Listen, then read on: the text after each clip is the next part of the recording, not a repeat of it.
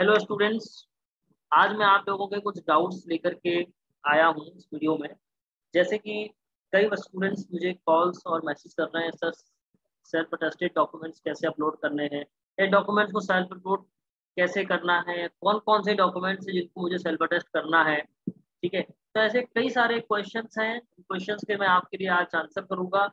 इसके साथ साथ मैं एक और आप लोगों से रिक्वेस्ट करूंगा कि आप इस वीडियो को कम्प्लीटली देखिएगा, क्योंकि जब तक आप वीडियो कंप्लीट नहीं देखेंगे आपको चीज़ें समझ में नहीं आएंगी।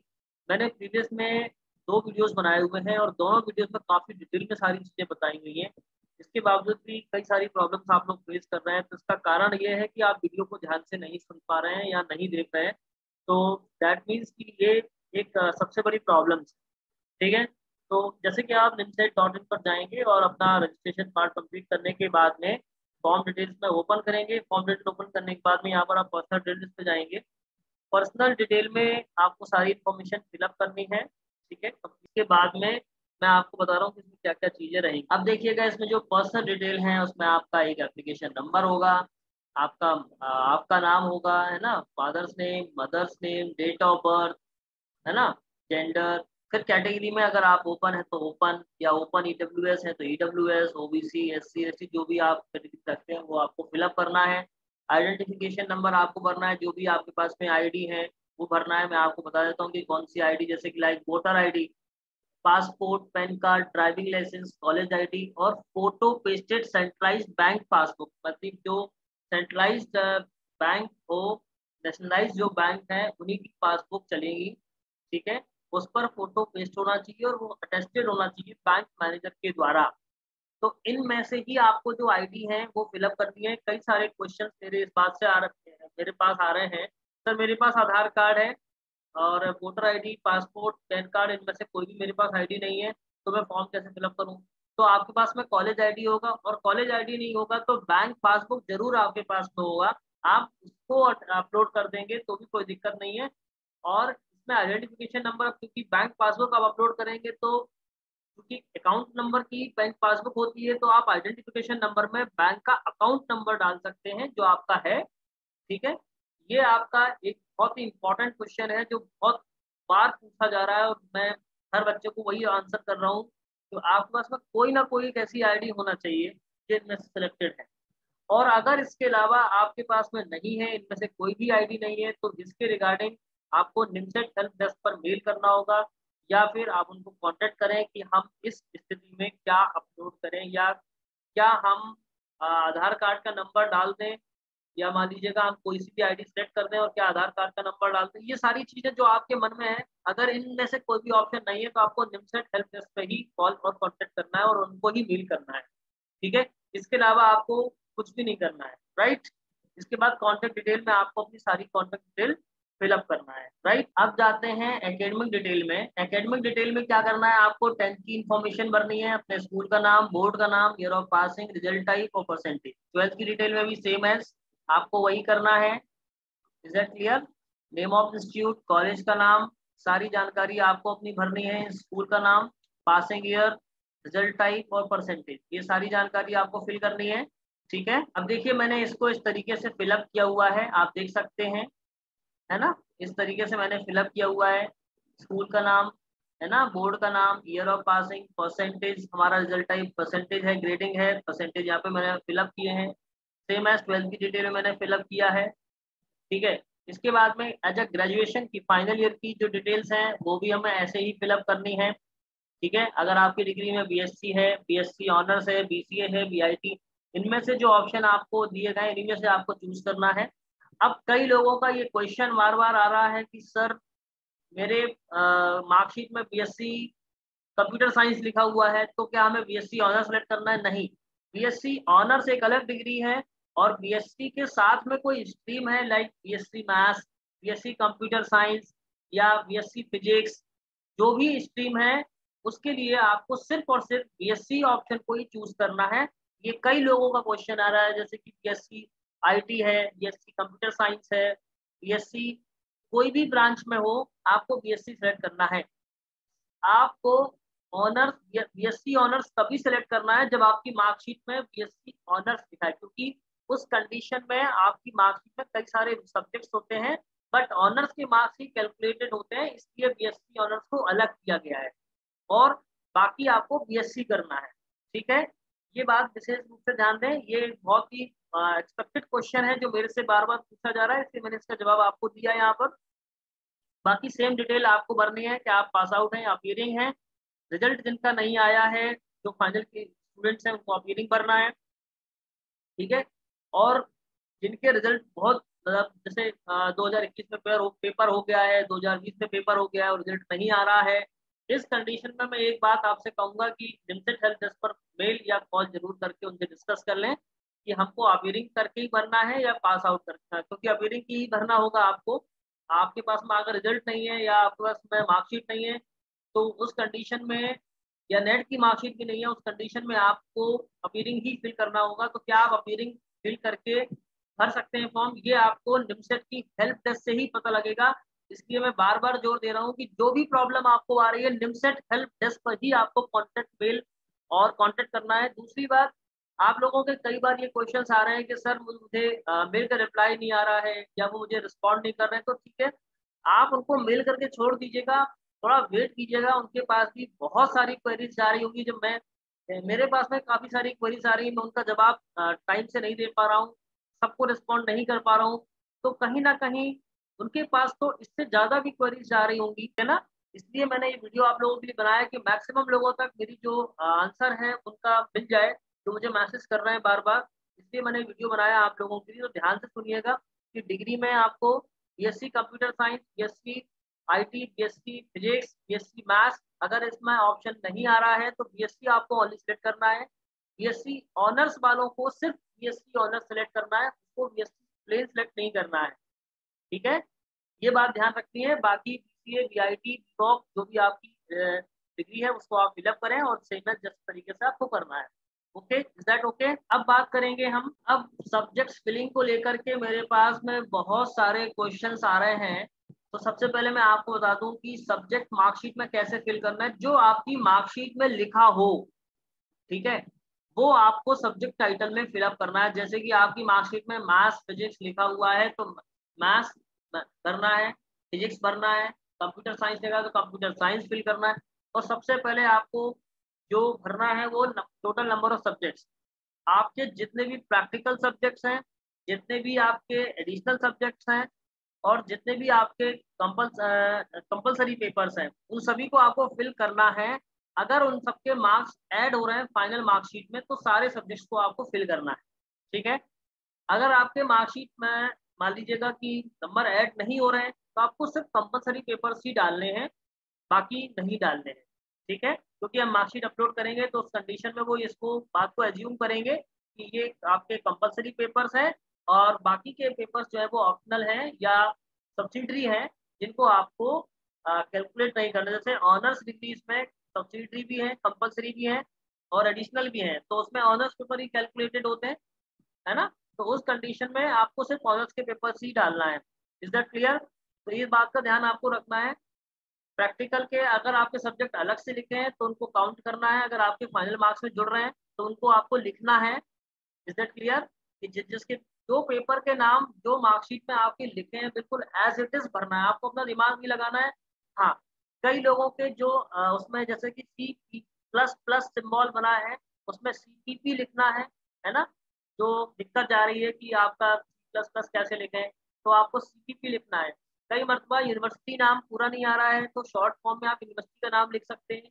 कॉलेज का नाम अगर पूरा नहीं आ रहा है तो शॉर्ट फॉर्म में आप लिख सकते हैं। इट डजंट मैटर, क्योंकि आप मार्कशीट अपलोड ऑलरेडी कर रहे हैं, इसलिए दिक्कत की बात नहीं है। ठीक है, इसके बाद आपको क्या करना है कि देखिए मैंने सब्जेक्ट्स के नाम फिल किए हुए हैं, जैसे फिजिक्स, केमिस्ट्री, मैथमेटिक्स, ये फर्स्ट ईयर के सब्जेक्ट्स थे मेरे। सेकेंड ईयर में 3 सब्जेक्ट थे, फिजिक्स, केमिस्ट्री, ऐसे ही फाइनल तक सारे विषय आपको फिलअप करने हैं। Is that clear? इसके बाद में आपको अपना टेस्ट सेंटर भरना है, तो टेस्ट सेंटर भी आपको चूज करना है। कई लोगों के क्वेश्चन आ रहे हैं सर टेस्ट सेंटर कौन सा चूज करना है, तो भाई मैं आपको बता चुका हूँ, जो आपको सुटेबल हो वो आपको फिलअप करना है। ठीक है, इज दैट क्लियर? जैसे मैंने भोपाल, इंदौर, दिल्ली डाला है तो आप वो फिलअप कर सकते हैं। इसके बाद में आपको डॉक्यूमेंट्स टू बी अपलोडेड, जो इंपॉर्टेंट सेगमेंट है, please upload scan copy of your photo. तो आपको फोटो अपलोड करनी है, सिग्नेचर अपलोड करना है। अब जो मेन चीज मैं आपको बताने वाला हूँ वो ये कि आपके डॉक्यूमेंट सेल्फ अटेस्टेड आपको लगाने हैं। तो कौन कौन से लगाने हैं, जैसे कि आपका फोटो आईडी हो गया, ठीक है, फोटो आईडी हो गया, 10th की मार्कशीट हो गई, 12th की मार्कशीट हो गई, है ना। इसके अलावा आपकी फर्स्ट ईयर की मार्कशीट हो गई, सेकेंड ईयर की मार्कशीट हो गई, फाइनल ईयर की मार्कशीट हो गई, या आप कैटेगरी सर्टिफिकेट जैसे अपलोड कर रहे हैं तो वो भी, उसको भी आपको सेल्फ अटेस्टेड फॉर्म में लगाना है। Is it clear? ये तो ये देखिएगा, यहाँ पर आप फोटो आईडी का ऑप्शन है, 10th की मार्कशीट का ऑप्शन है, 12th की मार्कशीट का ऑप्शन है। तो मैं आपको एक बार बता देता हूँ, देखिए, इसको आपको सेल्फ अटेस्टेड करना है, इसको आपको सेल्फ अटेस्टेड करना है, इसको आपको सेल्फ अटेस्टेड करना है, इसको आपको सेल्फ अटेस्टेड करना है, यानी फर्स्ट ईयर की मार्कशीट, 12th की मार्कशीट, 10th की मार्कशीट, फोटो आईडी, ठीक है। इसके बाद में सेकेंड ईयर की मार्कशीट, फाइनल की मार्कशीट, और आपका जो कैटेगरी सर्टिफिकेट अगर आपका है, तो इन सभी को आपको क्या करना है, सेल्फ अटेस्टेड करना है, सेल्फ अटेस्टेड, ठीक है। ये बात आपको ध्यान देनी है, सेल्फ अटेस्टेड इन सभी को करना है। अब कैसे करना है वो भी बता रहे हैं। कई लोगों का क्वेश्चन आ रहा है, सर फोटो को भी सेल्फ अटेस्टेड करना है, तो बिल्कुल नहीं, ये दो डॉक्यूमेंट आपको सेल्फ अटेस्टेड नहीं करना है, ये बात ध्यान रखें, ठीक है। अब मैं आपको वन बाय वन बताता हूँ तो आपको समझ में आ जाएगा। Is clear? देखिए, ये है हमारे पास में फोटो आईडी प्रूफ। देखिए, इसमें ये मैंने जानकारी को यहाँ पर की छुपाया हुआ है, ठीक है, लेकिन आपको नहीं करना ऐसा। आपकी ये फोटो कॉपी है, ओरिजिनल की ये फोटो कॉपी है। इस पर आप चाहें तो सेल्फ अटेस्टेड लिख दें, ठीक है, और साइन कर दें। ये बॉक्स मैंने आपको हाईलाइट करके बताया हुआ है कि इस तरीके से आपको साइन करना है, जो भी आपके सिग्नेचर है वो आप साइन कर दें। बॉक्स वगैरह आपको नहीं बनाना है। सेल्फ अटेस्टेड हाँ आप चाहो तो लिख सकते हो, ठीक है। ये मैंने आपको सिर्फ दिखाने के लिए बनाया है कि आपको साइन इस तरह से करने हैं, ठीक है। ये बॉक्स इसलिए बनाया है ताकि आप समझ पाए कि साइन ऐसे करने हैं, ठीक है ना। आपके जो भी सिग्नेचर होंगे आप वो सिग्नेचर करेंगे, ठीक है। सेल्फ अटेस्टेड लिखना चाहे लिख दीजिएगा, सेल्फ अटेस्टेड लिख दीजिएगा, साइन कर दीजिएगा, बस। इसके अलावा कुछ भी नहीं करना है, ना आपको नेम लिखना है, ना सिग्नेचर लिखना है, ना कुछ भी लिखना है। Is that clear? इसी तरह से आपको करना होंगे सिग्नेचर सारे जितने भी डॉक्यूमेंट्स हैं। देखिए, मैं आपको बता देता हूँ, सारे डॉक्यूमेंट्स हैं, जैसे कि ग्रेजुएशन की मार्कशीट है, ठीक है, या ग्रेजुएशन फर्स्ट ईयर की है, सेकेंड ईयर की है, 12th की मार्कशीट है, 10th, सभी जगह मैंने साइन किए हुए हैं, देखिए इस तरीके से, ठीक है। सेल्फ अटेस्टेड आप लिख सकते हैं, और नहीं भी अगर आपने सेल्फ अटेस्टेड लिखा है तो आप ऐसे भी कर सकते हैं। देखिए 10th की मार्कशीट है ना, इसमें मैंने सेल्फ अटेस्टेड नहीं लिखा है, बॉक्स वगैरह मैंने सिर्फ आपको समझाने के लिए बनाया है। आपको बॉक्स नहीं बनाना है, आपको सिर्फ साइन करने हैं, और ये डिजिटली कुछ भी आपको नहीं करना है, आपको ये मैनुअल करना है। साइन आपको पेन से लिख करके करना है, ठीक है ना। आपको डिजिटली इसको एडिट करके साइन नहीं करना है, ये बिल्कुल ध्यान रखें आप इस चीज का, ओके। तो इससे इस तरीके से आप साइन करेंगे, कोई प्रॉब्लम नहीं होगी। इसके बाद आप डॉक्यूमेंट अपलोडिंग सेक्शन में जाएंगे और वहां पर आप अपलोड करेंगे, तो ये अपलोड हो जाएंगे, ठीक है। जैसे कि मैं गया, यहाँ पर गया, और आप ये मेरा करेक्टर अपलोडेड है, तो मुझे कोई दिक्कत नहीं है, मैं यहाँ पर गया काम कर। इसके बाद में मैं 10th की मार्कशीट पे गया, यहाँ पर देखिए 10th की मार्कशीट में ये लिखा हुआ है, मैक्सिमम साइज सब कुछ लिखा हुआ है, ठीक है। ये पीडीएफ फॉर्म में, जेपीजी फॉर्म में, या इस तरीके से आप कर सकते हैं, कर दिया मैंने, ठीक है। इसके बाद में 12th की मार्कशीट पे गया, ठीक है, उसको भी ड्रैग एंड ड्रॉप या ब्राउज करके हमने कर दिया, अपलोडेड, ठीक है। तो मैंने ये सारे अपलोडेड ऑलरेडी कर दिए। सारे डॉक्यूमेंट आपको इसी तरह से अपलोड करना है। अपलोड करने के बाद मैंने आपको ऑलरेडी बताया हुआ है, ये आपको पेमेंट डिटेल आएगी, यहाँ पर आपको डिक्लेरेशन करना है। डिक्लेरेशन करने के बाद ये आपको कंप्लीट करके रिव्यू बटन, रिव्यू बटन आप जब दबाएंगे तो आपसे कंफर्मेशन पूछेगा। कंफर्मेशन पूछने के बाद में आपका फॉर्म पूरा ओपन हो जाएगा, आप उसमें एक एक जानकारी जो आपकी भरी हुई होगी वो आप देख सकते हैं, ठीक है। Is that clear? अब देखिएगा यहाँ पर, जब मैंने प्रीव्यू बटन सारा कंप्लीट करने के बाद मेरे पास में ये एप्लीकेशन फॉर्म का प्रीव्यू आएगा। प्रीव्यू में आपको एक बार दिखा देता हूँ। देखिए प्रीव्यू में पर्सनल डिटेल यहाँ पर दिख रही है, एप्लीकेशन डिटेल दिख रही है, यहाँ पर एप्लीकेशन डिटेल्स दिख रही है, पर्सनल डिटेल्स में application number, name, father name, mother name, अगर आपका अभी भी कोई प्रॉब्लम है तो आप गो टू एप्लीकेशन फॉर्म पर क्लिक करेंगे। कोई भी आपको डिटेल आपको एडिट करनी होगी तो गो टू एप्लीकेशन फॉर्म पर जाएंगे और वहां से आप एडिट कर सकते हैं। देखिए मैं आपको पहले प्रीव्यू दिखा देता हूँ। प्रीव्यू दिखाने के बाद में देखिए एड्रेस हो गया, 10th की डिटेल हो गई, 12th की डिटेल हो गई, फाइनल की, फर्स्ट की, थर्ड ईयर की, ये देखिए सेंटर ऑफ प्रेफरेंस हो गया। फिर यहाँ पर देखिए आप देख पा रहे हो डॉक्यूमेंट अपलोड डिटेल यहाँ पर दिखा रही है, जैसे कि मेरी फोटो दिख रही है, यहाँ पर आपको सिग्नेचर दिख रहे हैं। इसके बाद में जो भी स्कैंड कॉपी है फोटो आईडी की वो आपको दिखेंगी। आप क्लिक हेयर करेंगे यहाँ से फॉर्म, ये देखिए ये खुल गया हमारा, ठीक है। इसके बाद जैसे कि मुझे देखना है कि मेरी थर्ड ईयर की मार्कशीट कैसी है, सही अपलोड हुई है कि नहीं हुई है, तो यहाँ से हमें थर्ड ईयर की मार्कशीट दिख जाएगी, ठीक है। ये दिख जाएगी मुझे कि थर्ड ईयर की मेरी ये मार्कशीट है। इसके अलावा मेरी सेकेंड ईयर की मार्कशीट में देखना चाह रहा हूँ कि जो भी अपलोड आपने डॉक्यूमेंट किए हैं वो सही जगह पर आपने अपलोड किए या नहीं किए, ये आप चेक कर सकते हैं। यहाँ से आपकी सारी जानकारी चेक हो सकती है। इसको जब आप कंफर्म कर लें इसके बाद ही आप कंप्लीट पेमेंट करें, ठीक है। अगर आपको इसमें से लगता है कि मेरी कोई भी जानकारी में मेरा डिसबैलेंस है, कोई गड़बड़ है, कोई गलत जगह पे प्लेस कर दी है, कई सारे लोगों के मेरे पास में ये क्वेश्चन आ रहा है कि सर मैंने 10th मार्कशीट में 12th को अपलोड कर दिया, 12th में 10th को अपलोड कर दिया, अपने सिग्नेचर की जगह पर फोटो अपलोड कर दी या फोटो की जगह पर सिग्नेचर अपलोड कर दिए। तो यहाँ पर हमें सारी चीजें यहाँ पर दिख रही हैं। ये सब आप जब तक कंफर्म ना हो जाए, श्योर ना हो जाए, तब तक आप एप्लीकेशन फॉर्म को सबमिट मत कीजिएगा, क्योंकि एक बार फॉर्म सबमिट होने के बाद में आप कोई भी चेंज नहीं कर पाएंगे। इससे आपका लॉस होने वाला है, ठीक है। मैंने प्रीवियसली बताए थे कि आपको 2 वीडियो बनाए हुए हैं, आप उनको देखिएगा। कई लोग बोल रहे हैं सर हमने देखा है फिर भी समझ नहीं आ रहा, क्योंकि आप लोग बढ़ा के देख रहे हैं चीजों को, इसलिए समझ नहीं आ रहा। आप एक बार टाइम थोड़ा सा दीजिए, इन्वेस्ट कीजिए। आप ये मत सोचिएगा कि इतना बड़ा वीडियो तो कैसे देख, यही आप करते हैं क्योंकि इन्फॉर्मेशन ब्रोशर भी इतना बड़ा है, 100 पेज का इन्फॉर्मेशन ब्रोशर है। अगर हम उसको भी नहीं पढ़ते, क्यों नहीं पढ़ते? क्योंकि टाइम वेस्ट नहीं, यहाँ पर टाइम इन्वेस्ट हो रहा है, टाइम वेस्ट नहीं हो रहा है। आप इन्फॉर्मेशन ब्रोशर को पढ़िएगा, जो मैंने वीडियो बनाए हैं आप उन वीडियो को देखिएगा, एक बार देख लीजिएगा, सारी जानकारी आप मैच कर लीजिएगा अपनी मार्कशीट से, डिटेल्स, डॉक्यूमेंट से, तो आपका एप्लीकेशन फॉर्म गलत नहीं हो। फिर आप कॉन्टेक्ट बार बार उनको कर रहे हो, उनसे आपका रिप्लाई नहीं आ रहा है, तो आपकी पढ़ाई लॉस हो रही है, फिर आप मुझे पूछ रहे हो। मैं यहाँ पर कुछ भी नहीं कर सकता।